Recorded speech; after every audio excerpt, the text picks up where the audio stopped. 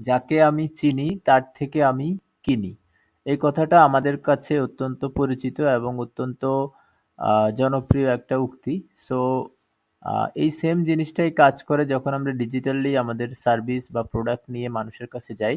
সেরকমভাবে রিমার্কেটিং বা রিটার্গেটিংটা এই জন্যই অত্যন্ত কার্যকর। সেটা হচ্ছে যে মানুষ যে জিনিসটা দেখতে দেখতে পরিচিত হয় সেই যেগুলোতে মানুষ কেনার হার ৫৫% বেশি, যেটা রেদার দেন কোনো জিনিস মানুষ যখন একবার দেখে।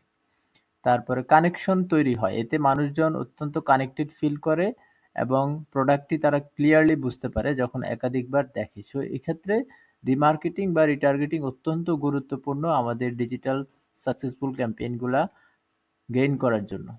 এছাড়া ৮০% বিক্রয় অর্থাৎ আমাদের বিক্রির ৮০%ই আসে যখন মিনিমাম ৫ থেকে ৭ বার আমরা কাস্টমারদের সাথে যোগাযোগ করতে পারি। এছাড়া নরমাল যেকোনো বিজ্ঞাপনের তুলনায় রিটার্গেটিং বিজ্ঞাপনগুলা ১০ গুণ বেশি রিটার্ন অন ইনভেস্টমেন্ট দেয়। বারবার ফলো আপ করার মাধ্যমে রূপান্তর করার হার ২২% পর্যন্ত বৃদ্ধি পায়। অর্থাৎ নরমাল যেকোনো বিজ্ঞাপনের তুলনায় যে বিজ্ঞাপনগুলো বারবার ফলো আপ করা হয় সেগুলোতে, তার কারণে প্রায় 22% পর্যন্ত সেলস বৃদ্ধি পায়। এটা সেলস ফোর্সের একটা তথ্য। এছাড়া ক্রেতারা অনেক বেশি অ্যাওয়ার থাকে এবং তারা মিনিমাম ৫ থেকে ৮ বার এই ভিডিও রিটার্গেটিং মার্কেটিং এর সংস্পর্শে আসার প্রয়োজন পড়ে কাস্টমার জার্নিটা কমপ্লিট করার জন্য।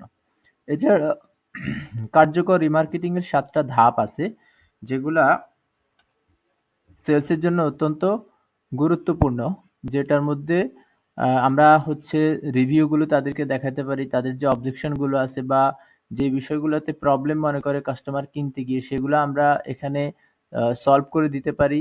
এরপরে হচ্ছে আমরা ডিসকাউন্ট অফার করতে পারি এবং তাদেরকে আরো অনেক বেশি কানেক্টেড করার জন্য এবং দ্রুত কিনতে হেল্প করার জন্য আমরা স্কারসিটি অর্থাৎ এখনই না কেন কিনবে, আজকেই কেনা উচিত, কেন কেনা উচিত বা এখনই কেন কিনবে, এই জায়গাটা তৈরি করার ক্ষেত্রে রিটার্গেটিং বা রিমার্কেটিং অত্যন্ত গুরুত্বপূর্ণ একটা ব্যাপার এবং আমাদের সাকসেসফুল ডিজিটাল ক্যাম্পেইনের জন্য এই রিটার্গেটিং বা রিমার্কেটিং আমাদের গুরুত্বপূর্ণ একটা ব্যাপার।